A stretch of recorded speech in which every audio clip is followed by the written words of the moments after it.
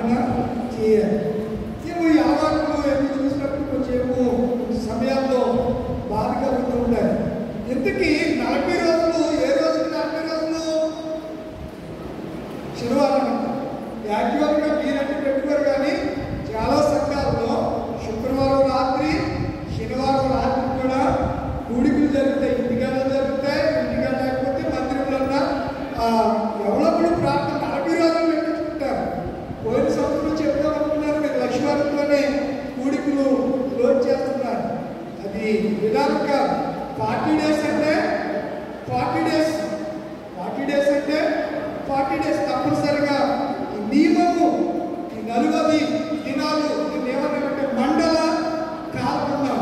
కనుక రేపొద్దున ఈ రాత్రే యేసు ప్రభు వారిని తోటలో బంధించి తీర్పులు తీర్చడం, తెల్లారేసరికి 6 గంటలకి తీర్పులన్నీ పూర్తిగా ఉండడం. 9 గంటలకి ఆయన ఏం చేశారు? సిలువేట్టు 9 గంటల నుంచి 12 గంటల వరకు 3 మాటలు మాట్లాడితే 12 నుంచి 3 వరకు 4 మాటలు ఆయన మాట్లాడాడు. మొదటి 3 మాటలు వెలుగులో మాట్లాడాడు. 4వ మాట పలికేసరికి సూర్యుడు ఏమైపోయాడు? అంధకారం, చీకటి. ఆ దేశం అంతా 3 గంటల వరకు చీకటి, చిన్న చీకటి అలుముకున్నట్లుగా పరిశుద్ధ గ్రంథంలో మనం చూడగలుగుతున్నాం. కనుక ప్రియమైన దేవుని పిల్లలారా, యేసు ప్రభు వారు ఆ రాత్రి ఆయన కార్యం చేసి ఒక ముక్కు పుచ్చి ఎవరికి ఇచ్చాడు? 29వ వచనం 13:29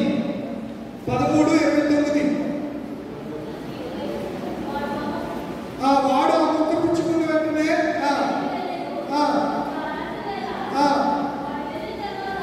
వాడు వెళ్ళిన తరువాత వాడు ఆ ముక్క పుచ్చుకుని బయటకు వెళ్ళాడు. అది రాత్రి వేళ.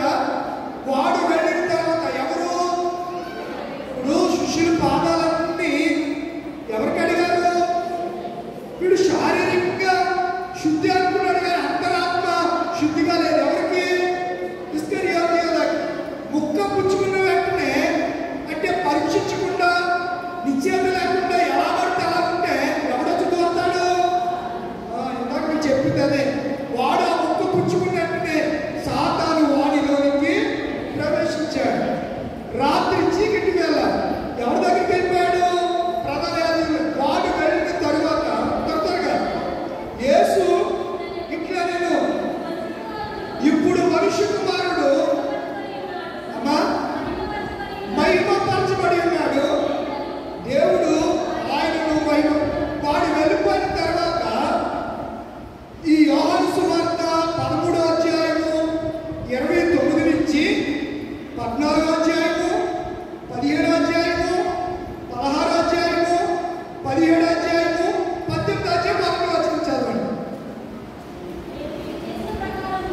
నేను మీకు చేసిన ప్రకారము నేనేం చేశాను? మీకు కాళ్ళు కడిగాను, మీ పాదాలని తుడిచాను అని చెప్పి 18వ అధ్యాయము 1వ వచనానికి 18వ అధ్యాయం 1వ వచనం చదవండి.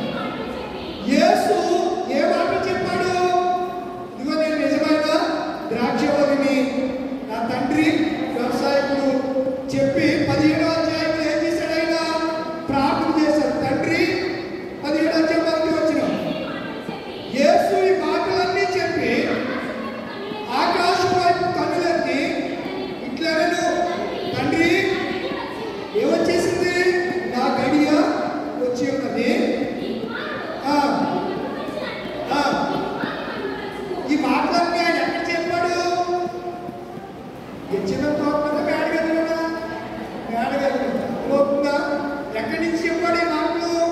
మీరు అరగంట ప్రసంగం వినేసరికి విసిగిపోతారు. ఎన్ని అధ్యాయం ప్రసంగం చేశాడు ఆయన? 13వ అధ్యాయము 29, 14వ అధ్యాయం ఇదిగో మీ హృదయములను కలవరపడినవ్వండి. 16వ అధ్యాయం ప్రారంభం చదవండి. మీరు అభ్యంతరం పడకుండా వాళ్ళని ఈ మాటలు చెప్తున్నాను. 17వ అధ్యాయము ఆకాశం వైపు కనులెత్తి వారి కోసం ప్రార్థన చేసి సత్యమందు వీరిని ప్రతిష్ఠ చేయము అని చెప్పి వారి కొరకు ప్రార్థన చేశాడు. చేసిన తర్వాత ఇప్పుడు 18వ అధ్యాయం. మీకు అర్థమైంది? హిస్టరీ అర్థమైంది? అర్థమైన వాళ్ళు సారీ ఆమె చెప్పండి. ఏమర్థమైంది? ఇప్పుడు అడుగుతా చెప్పండి. యేసు ప్రభు మేడగదిలో తీసుకున్నాడు కదా, అలా తీసుకున్న తర్వాత ఆయన ప్రసంగం చేయడం ప్రారంభించాడు. ముందు చెప్పలేదు. ముందు నేను ఎంత ప్రసంగం ఎందుకు చెప్తాను? మాస్టర్ గారు వస్తున్నారు కదా, ఈ లోపు 2 మాటలు చెప్తామని చెప్పాను. ఆయన సంస్కారం ఇచ్చేసిన తర్వాత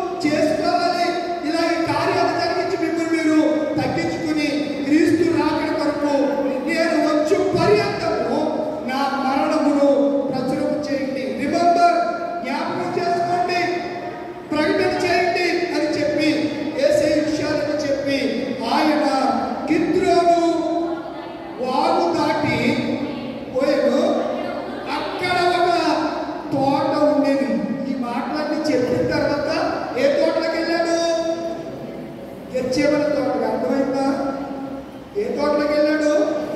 ఏ మాటలు చెప్పి నేను ఎలా చేశానో అలా చేయండి, ఒకరినొకడు ప్రేమించుకోండి, మీ హృదయాలు నేను మీకు నివాసాలు సిద్ధపరచగలుగుతాను, మళ్ళా వస్తాను, మిమ్మల్ని తీసుకువెళ్తాను. 16వ అధ్యాయంలో ఏమన్నాడు? మీకు ఆదరణకర్తను పంపుతాను, నేను ఎల్లనేళ్ళ ఆయన మీ వద్దకు రాడు, ఆయన వచ్చి మిమ్మల్ని సర్వసత్యంలోనికి నడిపిస్తాడు. 17వ అధ్యాయంలో ఏం చెప్పాడు? ఇదిగో మీకోసం నేను ప్రార్థన, సీమోను సీమోను మిమ్మల్ని సైతాను ఏం చేస్తాడు? జల్లిని వేసి జల్లిస్తాడు. జల్లిని ఉంటాం రిడే అంటాం కదా, జల్లిని ఉంటాం రిడే, అందులో వేసి మిమ్మల్ని జల్లిస్తాడు, నీ నమ్మిక తప్పుకోకుండా చాలా జాగ్రత్తగా ఉండు అని అన్ని చెప్పిన తర్వాత అప్పుడు కిద్రోను వాగు కింద ఉంటుంది, ఒలివల కొండ పైన ఉంటుంది. కిద్రోను యొక్క ఒలివల కింద భాగంలో ఏమంటారు? గెచ్చేమనే తోట ఉంటుంది. ఆ తోటలోకి వెళ్ళాడు. వెళ్ళి అక్కడ ప్రార్థన చేస్తూ ఉంటే రాత్రి అర్ధరాత్రి 12, 1 గంట, 3 గంటలు ఈ మధ్యలో ఆయన ఏం చేశారంటే పట్టుకుని మొదట అన్న దగ్గర తీసుకెళ్ళి రేపు పెట్టారు విషయాలన్నీ తీసుకుని వెళ్ళి తీర్పు జరిగింది. 9 గంటలకు ఆయన ఏం చేశారు? సిలువ వేశారు. ఈరోజు ప్రశస్త రాత్రి నిమ్మ గురువారం మాండి కర్సడే ఒక ఆజ్ఞ ఏమిటనగా మీరు ఒకరినొకరు ప్రేమించుకోండి, నేను చేసినప్పుడు మీరు కూడా చేయండి. ఎంతమంది చేస్తున్నారండి? ఎంతమంది చేస్తున్నాం? ఏసై చేసినట్టు ఆయన చెప్పాడండి, నేను చేసినట్టు మీరు కూడా అలా చేస్తున్నామా? చేయట్లా, ఎవరు చేయట్లే. కనుక చేయడానికి ప్రయత్నం చేద్దాం. అప్పుడే మనము శుద్ధులైనట్టు. శుద్ధీకరణ, ప్యూరిఫికేషన్. మనం ఎప్పుడు శుద్ధులవుతాం? మనల్ని సరిచేస్తున్నప్పుడు, తగ్గించుకున్నప్పుడు, మన లోపాలు మన పాపాలు సవరించుకుని అతిక్రమాలు దాచిపెట్టకుండా ఏం చేయాలి? ఒప్పుకొని విడిచిపెట్టేసినప్పుడే మనం శుద్ధులవుతాం తప్ప ఇవన్నీ గుళ్ళు కుతంత్రం ఇవన్నీ మనలో ఉంటే మనం ఎప్పటికీ క్రీస్తు పిల్లలము కాలేము. ఎప్పటికీ ఒకవేళ మనం చెప్పుకున్నా కానీ కాలేము. నేను క్రీస్తులో వాడమండి, నేను అబ్బోలో వాడని ఎన్ని చెప్పుకున్నా నథింగ్, అసలు అలా జరగని పని. ఇవన్నీ మనలో ప్రక్షాళన జరగాలి, మన అంతరంగంలో ప్రక్షాళన జరగాలి, శుద్ధ మనసు రావాలి. అలా శుద్ధి చేసేదే క్రీస్తు యొక్క రక్తం. క్రీస్తు రక్తం మనం ప్రతి పాపం నుండి అక్కడ స్టార్ట్ చేసేటప్పుడు అక్కడ చూస్తున్నాం. క్రీస్తు రక్తము ప్రతి పాపం నుండి మనం ఏం చేస్తుంది? ప్యూరిఫికేషన్ చేయను, శుద్ధి చేయను, శుద్ధి చేయను, పవిత్రపరచను. దావీదు అన్నాడు, నా పాపము పోకున్నట్లు హిస్సోపుతో నన్ను బాగుగా కడుగు, హిమమంతా తెల్లగా నన్ను శుద్ధి చేయి. పాపాన్ని గురించి దావీదు దేవుని సన్నిధిలో అంగలార్చాడు, పడి ఏడ్చాడు. మనం తెలియకుండానే ఒక్కొక్కసారి అహంకారం కూడా పాపమే, గర్వము పాపమే, అవిధేయత పాపమే, దేవుడికి లోబడటం పాపమే. ప్రతి చాలా ఎలా చెప్పుకుంటూ వెళ్తే చాలా మంది జాగ్రత్త. వీటన్నిటి నుంచి మనం ఏం చేయాలి? పవిత్రం కావాలంటే యేసు రక్తాన్ని ఆశ్రయించాలి. ప్రతి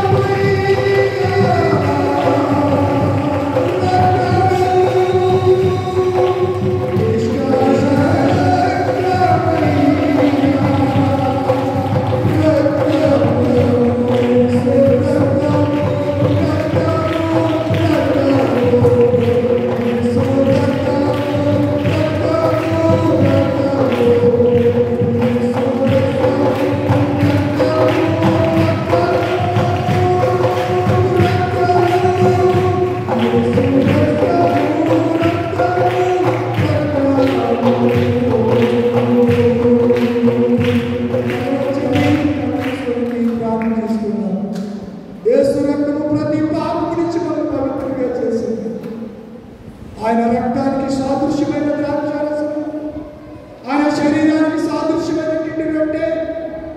ఆయన నలుగు కట్టబడ్డాడు, చిత్రవదకు గురి చేయబడ్డాడు. ఆయన శరీరం చాలా కట్టబడింది. అరచేతులు కాసుకుంటారు, గడ్డం పట్టుకుని ఆయన పెరిగారు, ముఖం మీద ఉమ్ము వేశారు. యూదుల రాజా శుభ్రం చెప్పి హేళన చేశారు. ఒక్కసారి యేసయ్య ప్రేమను జ్ఞాపకం చేసుకున్నాడు. ఆయన పడిపోయిన రాత్రి రొట్టెను పట్టుకుని కృతజ్ఞతాస్తుతులు చెల్లించి, ఇది నా శరీరం, వినండి, ఇది నా రక్తము, దీనిలో నేను త్యాగండి, నన్ను త్యాగం చేసుకోవడానికి నేను చేయండి అని ఒక క్రొత్త నిబంధన మనతో ఆయన చేశాడు. ఒక క్రొత్త ఆజ్ఞను మనతో ఆయన నిబంధన చేస్తున్నాడు.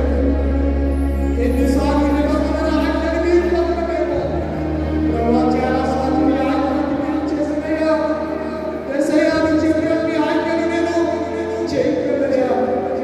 నీవు గురువారు ఈ మాట తెలిసిన రోజున ప్రభు నీ వాక్యం ద్వారా నాతో మాట్లాడుతున్నావు. నీ రక్తమే నన్ను పవిత్రపరచాలని, శుద్ధీకరించాలని నీ వాక్యం ద్వారా అనుభవం రాశాడు ప్రభు. దాన్ని నీ రక్తాన్ని ఆశ్రయిస్తున్నాను. నీ రక్తాన్ని ఆశ్రయిస్తున్నాను రాత్రి నన్ను శుద్ధిగా చేసినందుకు వందనాలు, నన్ను కలిగినందుకు వందనాలు, నన్ను పరిశుద్ధపరిచినందుకు నీకు వందనాలు. అందరూ ఒకసారి దేవునికి ప్రభువా నన్ను పరిశుద్ధపరిచినందుకు వందనాలు, నన్ను పవిత్రపరిచినందుకు వందనాలు, నన్ను శుద్ధివంతుడిగా చేసినందుకు నీకు వందనాలు. నేను ఇంకెప్పుడు నువ్వు పాపం జోలికి వెళ్ళకుండా, పాపంలో పడిపోకుండా, నీ శిలువ మరణాన్ని నేను జ్ఞాపకం చేసుకోకుండా నేను ఉండలేనయ్యా. నా కొరకే కదా ప్రభువా కలువరిలో ఆకాశానికి మధ్యలో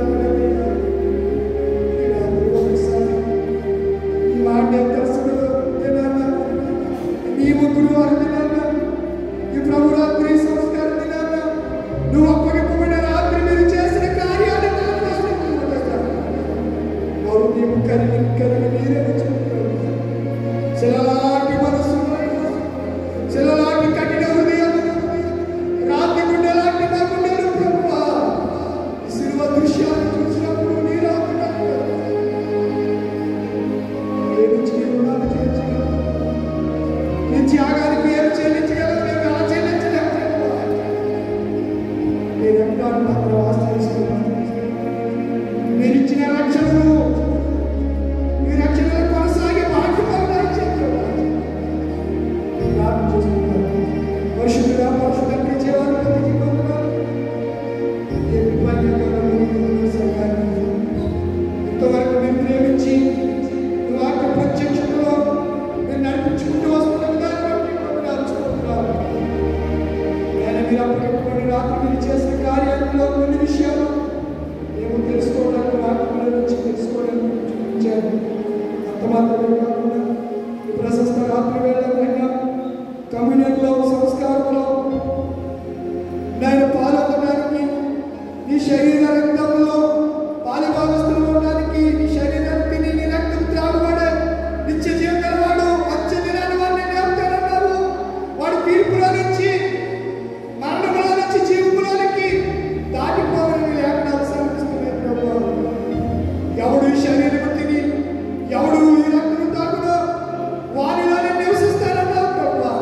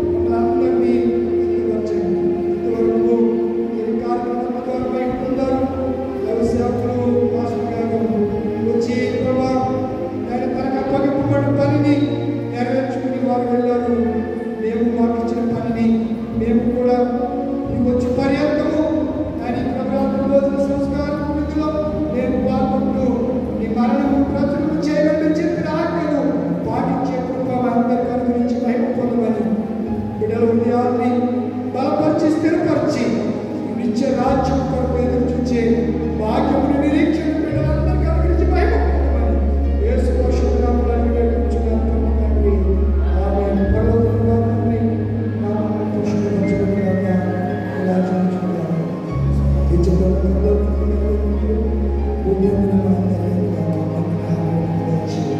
ఆమేన్.